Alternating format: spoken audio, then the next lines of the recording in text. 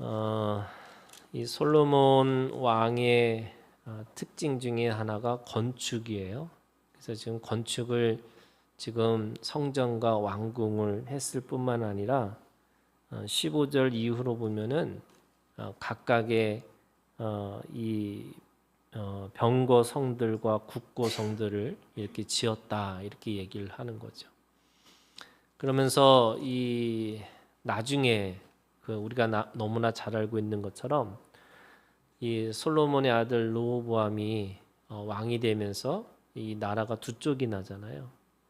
왜 그렇게 됐을까라고 생각하면 이 건축을 너무 이 무겁게 한 거죠. 그러니까 너무 이 나라에 비해서 계속 그 건축의 일을 하다 보니까 그 사람들을 노동으로 착취를 해버린 거예요.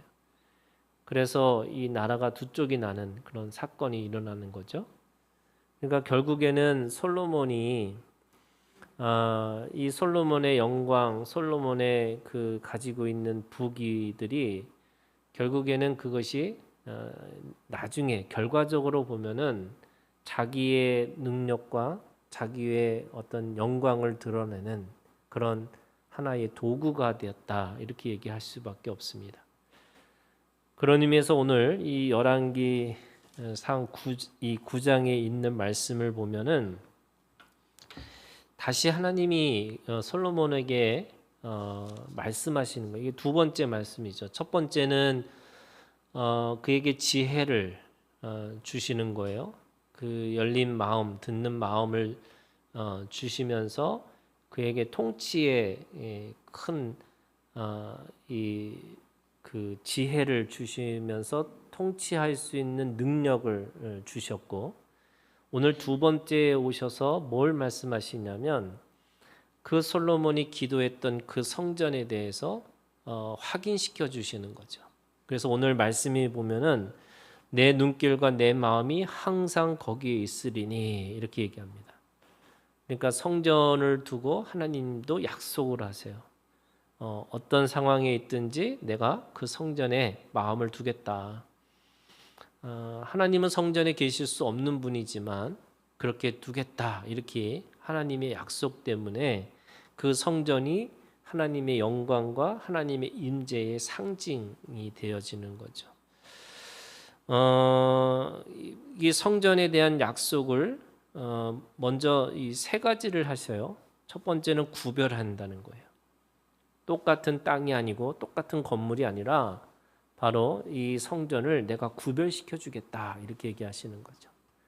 그래서 거기에는 뭐 대단한 어떤 건축물이 아닌다 할지라도 사람들은 그곳에서 하나님의 영광과 하나님의 임재를 경험할 수 있는 그런 이 건물로서의 구별 이렇게 시켜 주시겠다 이렇게 말씀하세요. 두 번째는 그 성전에다가 내 이름을 영원히 그곳에 두겠다 이렇게 말씀하시는 거죠. 내 이름을 영원히 그곳에 두며 이렇게 됐습니다. 하나님의 이름을 둔다라는 말은 하나님이 그것을 자기의 몸처럼 생각하시겠다는 거예요. 자기의 존재처럼. 그 성전을 통해서 하나님의 영광과 하나님의 임재뿐만 아니라 하나님 자신으로 그렇게 이름을 두시겠다 이렇게 말씀하시는 거죠. 그런 의미에서 그 성전은 대단한 능력이 있는 거죠. 그러니까 이름에 대한 능력이 있는 거예요. 그 하나님의 능력을 그곳에 두시겠다 이렇게 말씀하시는 거예요. 그리고 세 번째가 이 눈길과 마음에 거기에 두시겠다 이렇게 말씀하시는 것은 그곳에 하나님의 뜻과 소원과 목적을 두시겠다는 거예요. 그 성전에 하나님의 뜻을, 하나님의 소원을, 하나님의 목적을 그곳에 두신 거죠. 우리가 이 솔로몬의 성전을 얘기하면서 결국에는 예수 그리스도의 성전까지 가야 되는 거예요.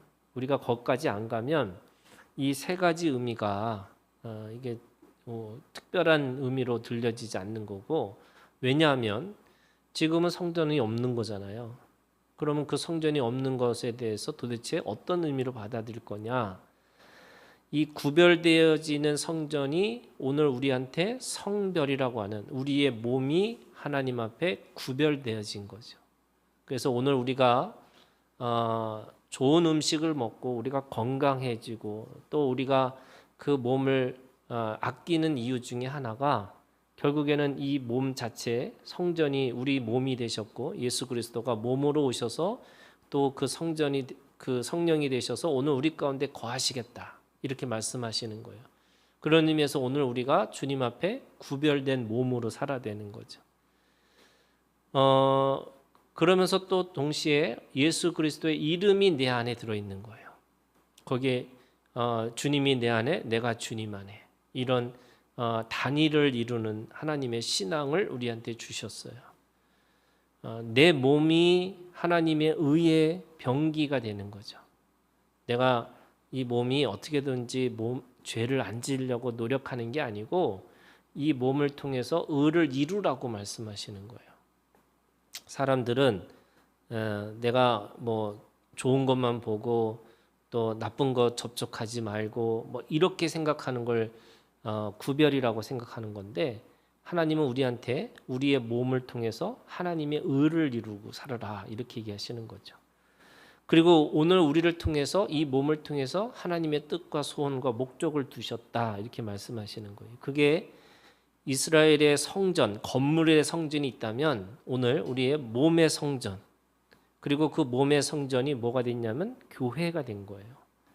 그래서 우리는 교회가 오늘 우리 가운데 성전인데 그게 사람과 사람에 연결되고 또 연합해가지고 그리스도의 지체로서의 우리가 그리스도의 몸이라고 하는 하나의 성전으로서 그렇게 살아간다 이렇게 말씀하고 있습니다.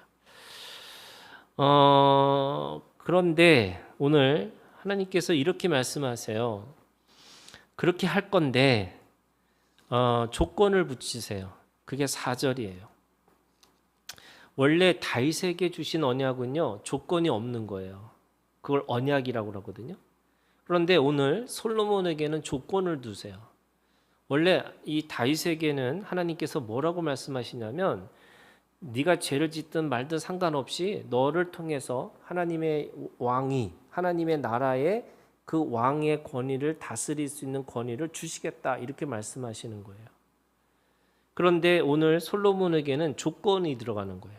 그게 4절에 있는 말씀이에요. 네가 만일 네 아버지 다윗이 행함과 같이 마음을 온전히 하고 바르게 하여 내 앞에서 행하며 내가 네게 명령한 대로 온갖 일에 순종하여 내 법도와 율례를 지키면 이 조건이죠. 지키면 어떻게 하시냐면 이스라엘의 왕위에 오를 사람 네게서 끊어지지 아니하리라 이렇게 되는 거예요. 그러면 이 다윗의 언약과 이 솔로몬의 율법의 차이가 뭘까? 이 조건은 율법이거든요. 조건이 없는 건 언약이에요. 그러니까 하나님은 언약을 주시는 아브라함에게는 언약을 주시고 다윗에게는 언약을 주셨어요. 그래서 아브라함과 다윗의 자손 예수 그리스도의 세계 이렇게 되는 거예요. 그러면 언약과 언약의 성취가 예수 그리스도인데 나머지 사람들에게는 모세에게도 율법을 주신 거고 솔로몬에게도 율법을 주셨어요. 그럼 이 율법이라는 게 도대체 뭐냐? 이 율법은요 사실은 은혜 안의 율법이죠. 그러니까 은혜 안의 율법이라는 건 다윗의 자손이기 때문에 그 다윗의 자손을 통해서 하나님의 기본 은혜가 있어요. 그런데 그 은혜 속에서도 은혜가 은혜답게 살려면 어떻게 되냐? 율법을 지켜야 되는 거예요. 그게 지금 솔로몬에게 주신 율법이에요.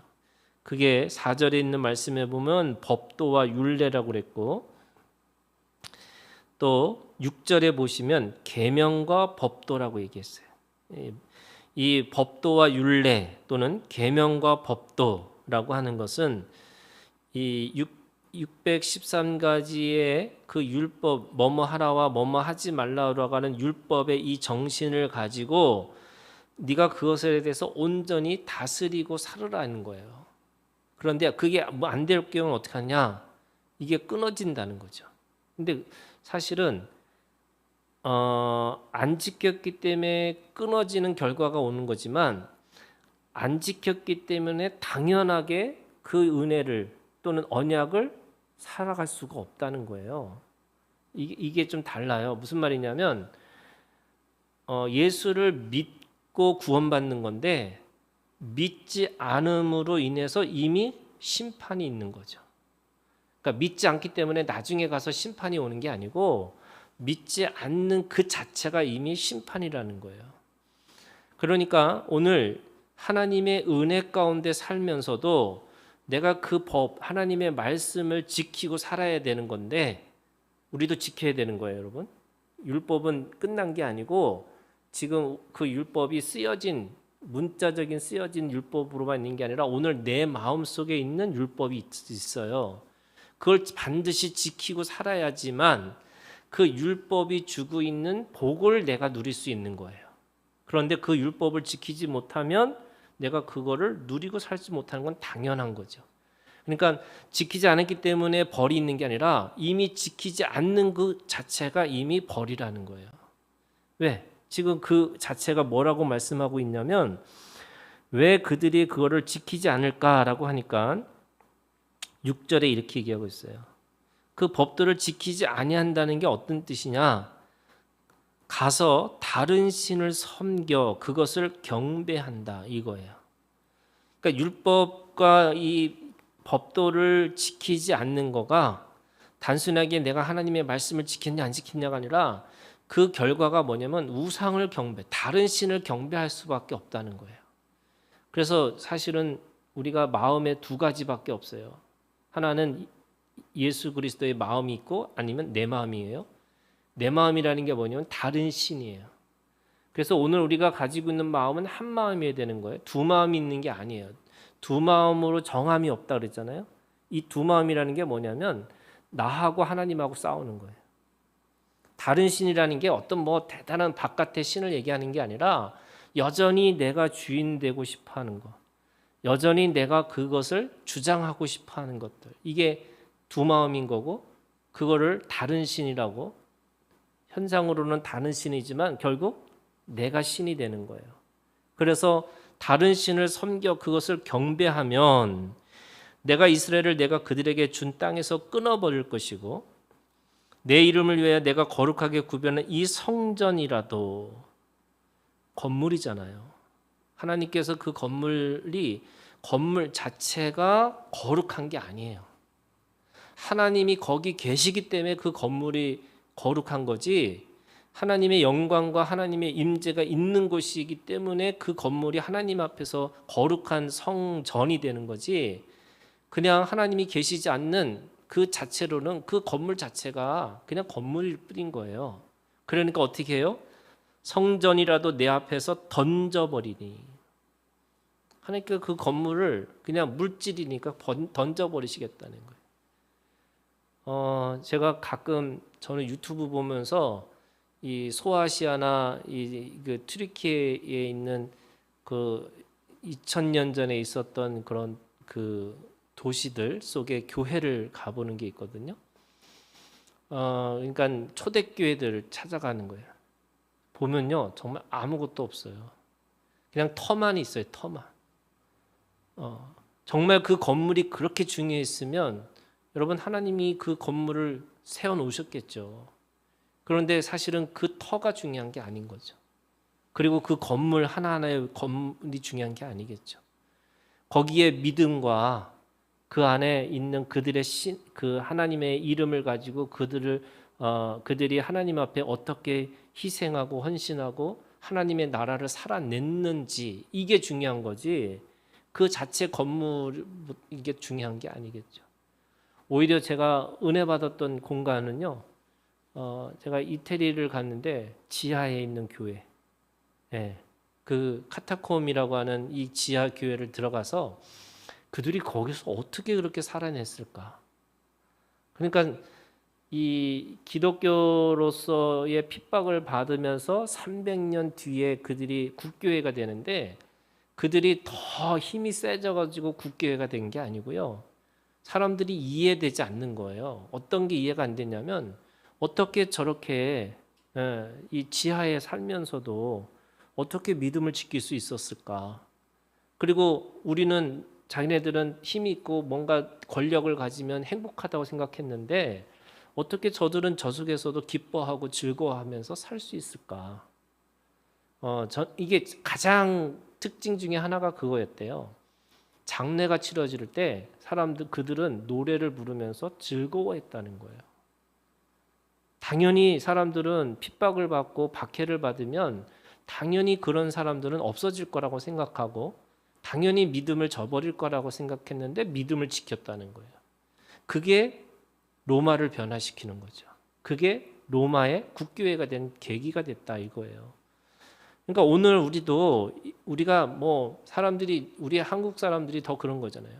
교회 건물이 자기 믿음인 줄 알아요. 그 교회가 큰 게 자기 믿음이라고 또 착각해요. 그런데 실제로 뭘 해보라, 그리고 그거에 대해서 희생하고 헌신하라 그러면 계산하고 있는 거잖아요. 그게 무슨 의미가 있어요? 이 아무리 좋은 건물이라도 100년 뒤에 과연 있을 수 있을까? 그게 과연 살아남을 수 있을까? 그러니까 오늘 하나님이 말씀하세요. 너희가 다른 신을 섬기고 그것을 경배하면 하나님이 약속하신 거잖아요. 그 성전에다 약속하셨잖아요. 그런데도 하나님이 너희들이 그렇게 그 다른 신을 섬기고 그 율법과 그 법도를 따르지 않으면 내가 그 건물을 그냥 성전이라는 이름으로 있지만 그거를 던져버리겠다. 그리고 이스라엘은 모든 민족 가운데서 속담거리와 이야기거리가 될 것이다. 사람들은 그 가나안 땅에서 이 애굽에서 가나안 땅으로 들어올 때 기생 라합이 놀랬던 게 그거잖아요. 처음부터 우리가 간담이 녹아졌다고. 하나님이 어떻게 너희들을 향해서 어떻게 일을 하셨는지 우리가 봤다고, 들었다고. 그런데 지금 똑같이 그런 간담이 녹아서 하나님의 살아계심을 보여주는 이스라엘이 아니라 오히려 사람들한테 이야기거리가 되고 우스운거리가 된다는 거예요. 그래서 8절에 이렇게 합니다. 이 성전이 높을지라도 지나가는 자마다 놀라며 비웃어 이르되 여호와께서 무슨 까닭으로 이 땅과 이 성전에 이같이 행하셨는고. 그러니까 하나님의 이 심판이, 하나님의 이 파괴하고 파멸시키는 이것이 그들로 하여금 이야기가 거리가 되고 속담거리가 될 수밖에 없다. 그러니까 지금 솔로몬에게 네가 지금 대단한 건축을 하고 대단한 것을 했다고 하더라도 그 안에 내용이 중요한 거잖아요. 건물이 중요한 게 아니라 내용이 중요한 거예요. 네가 그 안에서 하나님의 말씀을 따라서 살아야 된다. 네가 그 말씀을 법도와 그 계명을 따라서 살아야 되는 거고, 네가 주인이 아니고 그리고 다른 신을 섬기는 게 아니고 하나님 말씀을 따라서 살아야 된다. 이거를 말씀하고 있는 거죠. 근데 솔로몬이 우리는 알잖아요. 그렇게 못했어요. 그게 이제 10절부터 14절에 이 히람이라는 사람이 그 성전과 왕궁을 이게 세우면서 이 두로왕 히람에게 솔로몬이 이상한 약속을 합니다. 무슨 약속을 하면 11절에 보세요. 갈릴리 땅의 성읍 20곳을 히람에게 주었으니 이렇게 돼 있어요. 여러분 가나안 땅은 가나안 땅의 땅은요 하나님이 주신 땅이에요. 그래서 이 땅을 이방인에게 주지 말라는 거거든요. 그건 하나님의 땅이잖아요. 그런데 이 솔로몬은 자기 성전과 자기의 그 왕궁을 만들기 위해서 그거를 히람에게 약속을 합니다. 내가 20곳의 가나안 땅을 내가 주겠다. 이렇게 얘기를 하는 거예요. 이 히람은요 할 거 다 했다는 거예요. 어떻게 했냐면 11절에 보면은 솔로몬에게 그 온갖 소원대로 백향목과 잣나무와 금을 제공하였습니다. 이 금이라는 게 14절에 보면 금 120달란트. 그리고 나중에 가보면 28절에 보면은 그들이 오빌에 이르러 거기서 금 420달란트. 그러니까 솔로몬에게 그 정도의 그런 가치를 그에게 줬다는 거예요. 그런데 왜 이거를 지금 이 솔로몬이 하나님이 주신 땅을 왜 그렇게 함부로 줬을까? 그런데 그 땅도요 또 머리를 썼어요. 13절에 보시면 이르기를 내 형제여 내게 준 이 성읍들이 이러한가 하고, 이러한가가 어디냐면 12절에 그 히람 두루에 와서 솔로몬이 자기에게 준 성읍들을 보고 눈에 들지 아니하며, 그러니까 좋은 땅도 안 준 거예요. 그냥 황무지 주는 거, 황무지. 그러니까 그런 황무지를 이게 20곳을 주면서 나는 이제 너한테 이제 빚 없다 이렇게 얘기를 하는 거죠.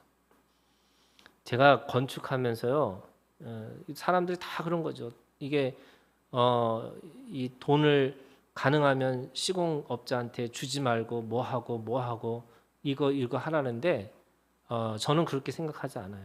그러니까 교회를 졌는데 어떻게 그 사람 망하는 걸 꼴을 보겠어요. 그냥 저는 주려고 노력했어요. 근데 주려고 했는데도 불구하고 욕은 욕대로 다 먹더라고요.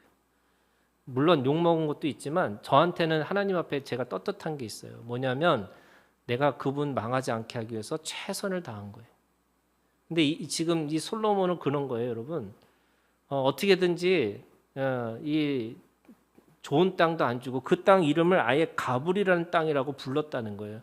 이 가불 땅이라는 말이 정확한 의미는 없는데 의미는 그러니까 정확한 뜻의 의미는 없지만 대충 알아들을 수 있는 거잖아요.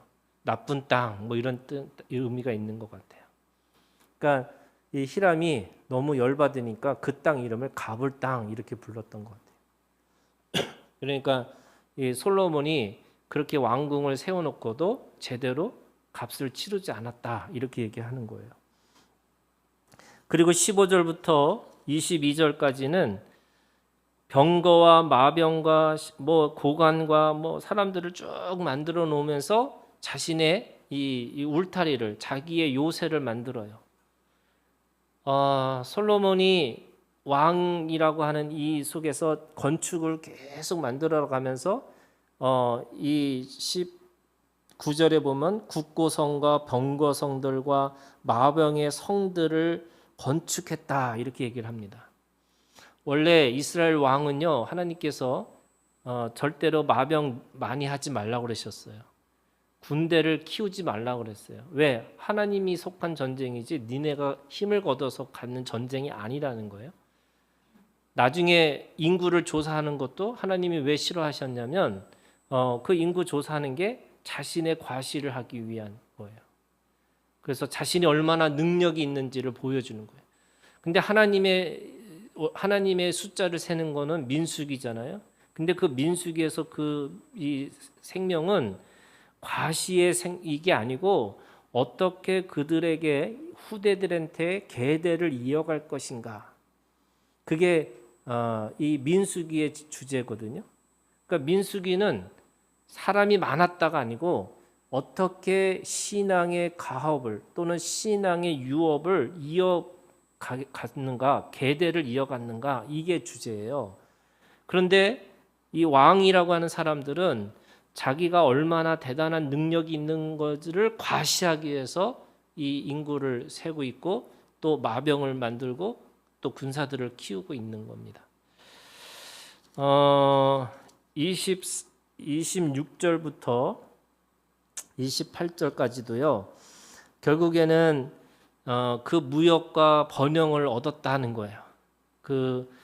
솔로몬을 통해서 대단한 무역이 됐고 결국에는 이 이스라엘의 번영에 가장 하나님 앞에서 이 이스라엘이 가장 영광스러운 나라가 솔로몬이었고 또 역사적으로도 누가 그런 거를 실제로 뭐 조사했는지 모르지만 가장 역사 속에서 제일 부자가 누구였을까? 근데 사람들이 다 솔로몬을 이야기를 해요.